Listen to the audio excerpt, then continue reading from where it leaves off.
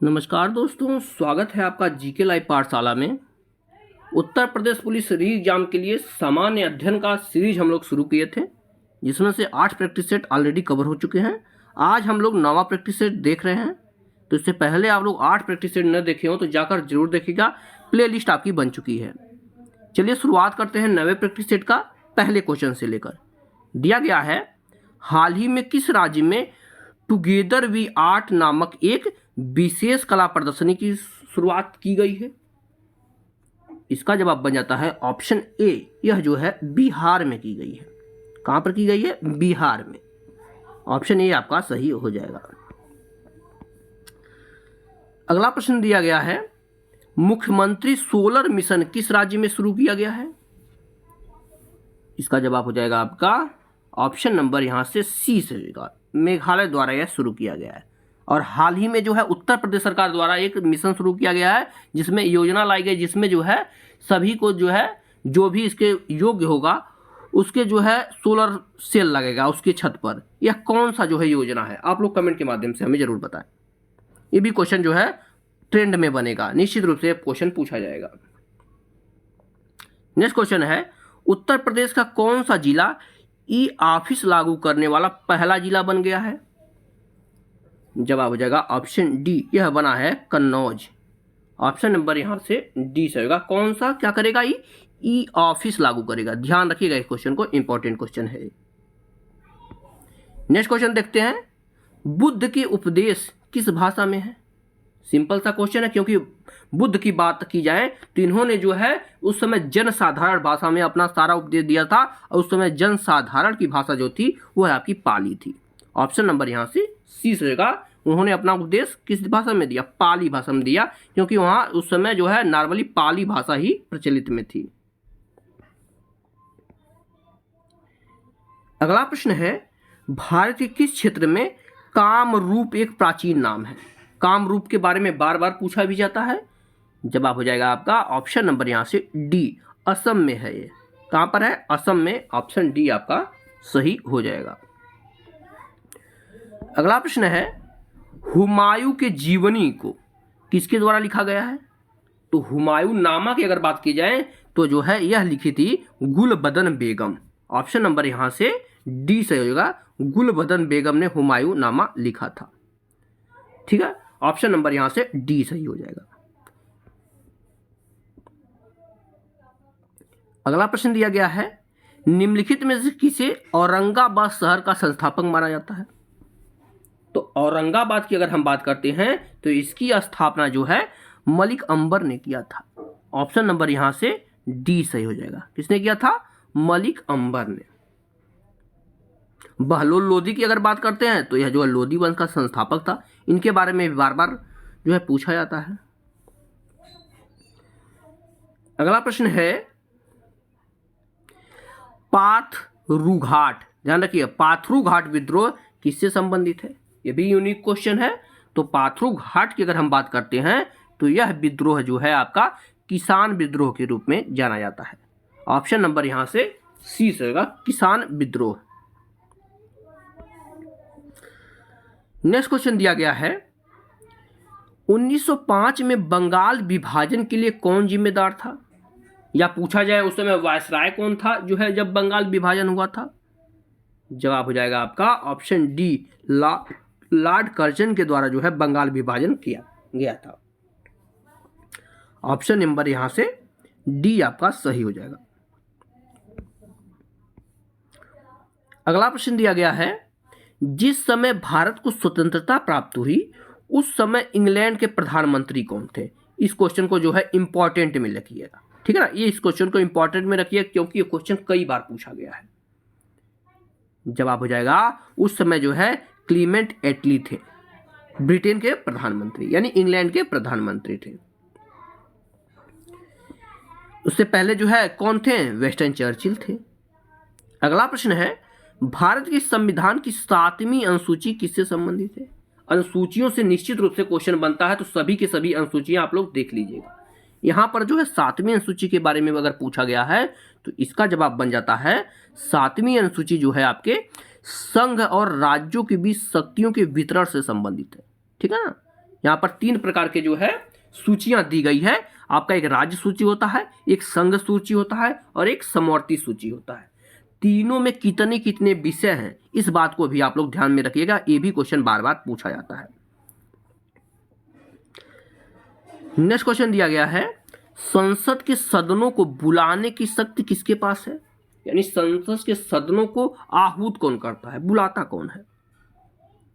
जवाब बन जाता है राष्ट्रपति बुलाता है, ठीक है ना। राष्ट्रपति संसद के सदन को बुलाता है। और इसकी अध्यक्षता की बात करते हैं तो ये जो है लोकसभा अध्यक्ष करता है।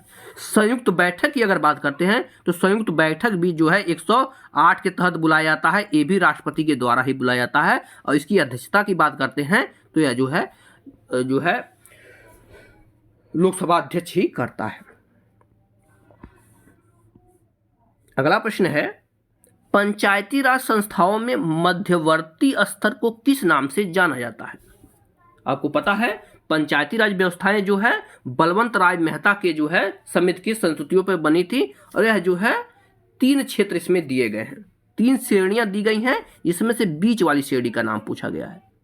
तो वह हो जाता है आपका पंचायत समिति होता है, ठीक है ना। क्या होता है? पंचायत समिति। सबसे निचला स्तर जो है ग्राम पंचायत होता है और सबसे ऊपर का स्तर जिला पंचायत होता है। इस बात को आप लोग ध्यान रखिएगा, ये तीनों बार बार पूछा जाता है। तो बीच वाला हिस्सा पंचायत समिति होती है। अगला प्रश्न है, भूमध्य रेखा से ध्रुव तक सभी समानांतर वृत्त के रूप में किसे जाना जाता है? इसका जवाब हो जाएगा, इसे जो है समानांतर अक्षांश रेखा कहते हैं। ऑप्शन आपका यहां से ए सही हो जाएगा, समानांतर अक्षांश रेखा इसे कहते हैं। नेक्स्ट क्वेश्चन की तरफ बढ़ते हैं। दिया गया है, पर्वतों के अध्ययन को क्या कहते हैं? ऐसा अध्ययन जिसमें पर्वतों का अध्ययन किया जाता है उसे क्या कहा जाता है? जवाब हो जाएगा, इसे जो है ओरोलॉजी कहा जाता है, ठीक है ना। ओरोलॉजी, ऑप्शन सी आपका सही हो जाएगा। अगला प्रश्न है, एम्स्टर्डम किसकी राजधानी है? तो एम्स्टर्डम की अगर हम बात करते हैं तो यह जो है आपका नीदरलैंड की राजधानी है। देश और राजधानी आपके जो है चैप्टर में दिया गया है, तो यहां से क्वेश्चन निश्चित रूप से बनेंगे। कहां की है? नीदरलैंड की है राजधानी है। अगला प्रश्न देखेंगे, दिया गया है, निम्नलिखित में से कौन सी एशिया की सबसे बड़ी घाटी है? तो सबसे बड़ी घाटी आपकी डांग घाटी है। ऑप्शन यहां से बी सही हो जाएगा। क्या है? डांग घाटी। बढ़ते हैं अगले प्रश्न की तरफ। दिया है, निम्नलिखित में से कौन सा जलप्रपात गोवा राज्य में स्थित है? बहुत बार ये भी पूछा गया है। तो गोवा की अगर हम बात करते हैं, यहां पर दूध सागर जलप्रपात है। ऑप्शन यहां से ए सही हो जाएगा, दूध सागर जलप्रपात। शिव समुद्रम के बारे में भी बार बार पूछा जाता है। आप लोग बताइए, यह जलप्रपात कहां पर स्थित है, किस राज्य में स्थित है और किस नदी पर बनाता है? शिव समुद्रम के बारे में कई बार आपके पेपर में भी पूछा गया है। कमेंट के माध्यम से इसका जवाब आप लोग जरूर दीजिएगा। नेक्स्ट क्वेश्चन की तरफ बढ़ेंगे। दिया गया है, गुरु जल यानी हैवी वाटर का निर्माण कहां होता है? जवाब बन जाता है ऑप्शन ए, यह जो है ट्राम्बे में होता है, ठीक है ना। ट्राम्बे में होता है गुरु जल का निर्माण। ट्राम्बे जो है आपका ईंधन के लिए जाना जाता है, पेट्रोलियम के लिए जाना जाता है। इस बात को भी ध्यान में रखिएगा, क्वेश्चन पूछा जाता है। अगला प्रश्न है, भारत में दूसरी पंचवर्षीय योजना की अवधि क्या थी? तो भारत में दूसरी पंचवर्षीय योजना अगर देखा जाए तो इसका समय काल जो है आ जाता है 1956 से लेकर 61 तक था। क्योंकि पहली पंचवर्षीय योजना जो है 51 से 55 था, फिर 56 से जो है 61 तक दूसरी पंचवर्षीय योजना थी। इस तरह से 5-5 साल पर योजना आती है। बीच बीच में जो है 2 साल 3 साल का जो है योजना अवकाश भी आता रहता है। इस बात को भी ध्यान में रखिएगा। नेक्स्ट क्वेश्चन है, बेसल प्रोटोकॉल निम्नलिखित में से किससे संबंधित है? जवाब हो जाएगा आपका ऑप्शन डी, यह जो है आपका खतरनाक अपशिष्ट पदार्थों के सीमा पार स्थानांतरण से संबंधित है यह प्रोटोकॉल। ऑप्शन आपका डी सही हो जाएगा। अगला प्रश्न दिया गया है, उत्तर प्रदेश में निम्न में से कौन से जिले की सीमा मध्य प्रदेश के साथ साझा नहीं करती है? यानी यूपी की कौन सी सीमा है जो मध्य प्रदेश से नहीं मिलती है? 22 नंबर का प्रश्न है, इंपॉर्टेंट क्वेश्चन है। जवाब हो जाएगा आपका अलीगढ़ से नहीं मिलती है। ऑप्शन यहां से डी आपका सही हो जाएगा। अगला प्रश्न है, उत्तर प्रदेश का कौन सा जनपद दशहरी आम का सर्वोच्च उत्पादक है? यानी यहां पर दशहरी आम जो है सबसे अधिक मात्रा में पाए जाते हैं। जवाब हो जाएगा लखनऊ के मलिहाबाद जो है क्षेत्र, यहां पर दशहरी आम की प्रजाति सबसे अधिक मात्रा में पाई जाती है। ऑप्शन बी आपका सही हो जाएगा, मलिहाबाद। ध्यान में रखिएगा, कभी कभी जो है लखनऊ ऑप्शन देकर के मलिहाबाद दे देता है। नेक्स्ट क्वेश्चन दिया गया है, अलीगढ़ किसके लिए प्रसिद्ध है? तो एक जिला एक उत्पाद से बार बार क्वेश्चन पूछा जाता है। तो अलीगढ़ की अगर बात करते हैं तो यह जो है आपका आता है तालों के लिए जाना जाता है। ठीक है ना, तालों के लिए जो है अलीगढ़ जाना जाता है। ऑप्शन नंबर यहां से डी आपका सही हो जाएगा। अगला प्रश्न है, नवाब सुजाउद्दौला की बेगम का प्रसिद्ध मकबरा बहू बेगम का मकबरा निम्नलिखित में से किस स्थान पर स्थित है?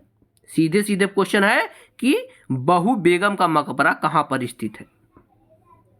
जवाब इसका हो जाएगा ऑप्शन नंबर यहां से डी हो जाएगा, फैजाबाद में स्थित है। कहां पर स्थित है? फैजाबाद में। ऑप्शन डी आपका सही हो जाएगा। नेक्स्ट क्वेश्चन, प्रसिद्ध ठुमरी गायिका गिरिजा देवी का जन्म किस शहर में हुआ था? तो इसका जवाब बन जाता है आपका ऑप्शन डी, गिरिजा देवी का जन्म जो है वाराणसी में हुआ था। यहां से आपका ऑप्शन डी सही हो जाएगा। अगला प्रश्न है, ढोला लोकगीत कहां का लोकप्रिय गीत है? क्या? ढोला लोकगीत। जवाब हो जाता है ऑप्शन ए, यह जो है आगरा और मेरठ में गाया जाता है। ऑप्शन नंबर यहां से आपका ए सही है। अगला प्रश्न दिया गया है, सफेद धागे का उपयोग करके कपड़े पर की गई प्रसिद्ध कढ़ाई को क्या कहा जाता है? यानी कपड़े पर जो है सफेद धागे से कढ़ाई की जाती है, इसे कौन से नाम से जाना जाता है? तो इसे ही जो है चिकनकारी कहा जाता है। ऑप्शन यहां से ए सही होगा, क्या कहा जाता है? चिकनकारी। अगला प्रश्न है, Uttar Pradesh arm constabulary act किस वर्ष पारित किया गया था? तो इसका जवाब हो जाता है ऑप्शन ए, यह जो है 1948 में यानी 1948 में पारित किया गया था। ऑप्शन यहां से आपका ए सही हो जाएगा। वीडियो पसंद आ रहे तो आप लोग लाइक करना न भूलिए। एक बार यहीं वीडियो पोस्ट करके प्लीज वीडियो को लाइक आप लोग जरूर कर दीजिएगा, और जो भी लोग चैनल से जुड़े हुए हैं प्लीज चैनल को सब्सक्राइब जरूर करें। अपने स्कोर हमें कमेंट के माध्यम से बताते रहें, आपके कितने स्कोर यहाँ पर हो रहे हैं, इसी के हिसाब से आपकी तैयारी पता चलेगी। आगे देखेंगे, किसी व्यक्ति के निकट दृष्टि दोष को सुधारने हेतु किस लेंस का प्रयोग किया जाता है? निकट दृष्टि दोष में, निकट देखिए जो होता है वही नहीं दिखाई देता है, तो निकट दृष्टि दोष में आपको निकट की वस्तुएं नहीं दिखाई देती है, यानी दूर की वस्तु दिखाई देती है। यही दूर दृष्टि दोष की बात होती है तो आपको निकट की वस्तुएं नहीं दिखाई देंगी, दूर की वस्तुएं दिखाई देंगी। जवाब हो जाएगा ऑप्शन ए, अपसारी लेंस लगता है जो आपके निकट दृष्टि दोष में। ठीक है ना। और अभिसारी की बात करते हैं, अभिसारी अगर देखा जाए तो यह जो है दूर दृष्टि दोष में यह लगता है अभिसारी लेंस। ठीक है ना। द्विफोकसी लेंस की बात करें तो आपको जो है वर्णांतरता जब होती है, या जो है आपके दोनों लेंस निकट दृष्टि और दूर दृष्टि दोनों होता है, तो आपको जो है द्विफोकसी लेंस लगता है। इस प्रकार से इसे करते हैं। नेक्स्ट क्वेश्चन देखा जाए, चंद्रशेखर सीमा किस पर लागू होती है? जवाब हो जाएगा आपका ऑप्शन नंबर ए, सितारों पर लागू होती है। किस पर होती है? सितारों पर यह लागू होती है। आपका ऑप्शन यहां से ए सही हो जाएगा। नेक्स्ट क्वेश्चन देखेंगे, दिया गया है निम्नलिखित धातुओं में से कौन सी फोटो फिल्मों में इस्तेमाल की जाती है? इसका जवाब बन जाता है आपका ऑप्शन बी, रजत जो है धातुओं का प्रयोग किया जाता है। ऑप्शन यहां से बी आपका सही हो जाएगा। अगला प्रश्न है, रैम किस प्रकार का संग्रहण मेमोरी है? तो रैम रोम आप दोनों जान रहे हैं। रैम का फुल फॉर्म जो है रैंडम एक्सेस मेमोरी होता है। इसका जवाब हो जाएगा आपका ऑप्शन डी, यह जो है प्राथमिक होती है। ठीक है ना, यह प्राथमिक होती है रैम, और रोम की अगर बात करते हैं वो गौड़ होती है। ऑप्शन आपका यहां से डी सही हो जाएगा। अगला प्रश्न है, किसी पादप हार्मोन्स की सांद्रता पौधे के शीर्ष पर सबसे अधिक होती है और जड़ों को नजदीक पहुंचने पर घटती जाती है। तो यह जो है हार्मोन्स की किसकी बात हो रही है? जवाब हो जाएगा ऑप्शन सी, यह जो है ऑक्सिन हार्मोन की बात हो रही है। ऑप्शन नंबर यहां से आपका सी सही हो जाएगा। अगला प्रश्न है, केबुल लामजाओ। ध्यान रखिएगा, इंपॉर्टेंट क्वेश्चन है, बहुत बार केबुल लामजाओ के बारे में पूछा गया है, इसे भी इंपॉर्टेंट में रखिए। केबुल लामजाओ राष्ट्रीय उद्यान दुनिया का एकमात्र तैरता हुआ राष्ट्रीय उद्यान है। ध्यान रखिएगा, यह तैरता हुआ है और यह किस राज्य में स्थित है? तो यह जो है सिंपल सा क्वेश्चन है, बहुत बार पूछा भी गया है। जवाब हो जाएगा ऑप्शन बी, यह मणिपुर में स्थित है। यहां से आपका ऑप्शन बी सही हो जाता है। नेक्स्ट क्वेश्चन देखेंगे, दिया गया है, निम्नलिखित में से किसने हिंदी उपन्यास कफन लिखा है? ये भी सिंपल सा क्वेश्चन है। कफन के बारे में आपके जो है सामान्य अध्ययन से भी क्वेश्चन आ सकता है, स्टैटिक जीके से, और जो हिंदी में भी ये क्वेश्चन पूछा जा सकता है। जवाब हो जाएगा आपका ऑप्शन बी, मुंशी प्रेमचंद की यह रचना है कफन। अगला प्रश्न है, द्रोणाचार्य पुरस्कार से कौन संबंधित है या किस क्षेत्र में दिया जाता है द्रोणाचार्य पुरस्कार? पूछने का मतलब ये है। जवाब हो जाता है ऑप्शन बी, स्पोर्ट और खेल में उत्कृष्ट योगदान के लिए द्रोणाचार्य पुरस्कार दिया जाता है। ऑप्शन यहां से आपका बी सही है, 37 नंबर क्वेश्चन का सही जवाब। और आज के जो है लेक्चर का लास्ट क्वेश्चन दिया गया है, भारतीय परमाणु कार्यक्रम के जनक किस रूप में जाना जाता है? यानी भारतीय परमाणु कार्य के जनक किसे कहा जाता है? जवाब हो जाता है होमी भाभा को। ठीक है ना, होमी जहांगीर भाभा को कहा जाता है। ऑप्शन नंबर यहां से ए आपका सही हो जाएगा। कमेंट के माध्यम से आप लोग हमें बताएं कि कितने क्वेश्चन आपके सही हो रहे हैं 38 में से। अगर आपके जो है 25 क्वेश्चन सही हो रहे हैं तो आपकी तैयारी बहुत अच्छी है। वीडियो पसंद आई हो तो लाइक जरूर कीजिएगा, चैनल को सब्सक्राइब करना न भूलिएगा। मिलते हैं नेक्स्ट लेक्चर में, तब तक के लिए अच्छे से तैयारी कीजिए। धन्यवाद।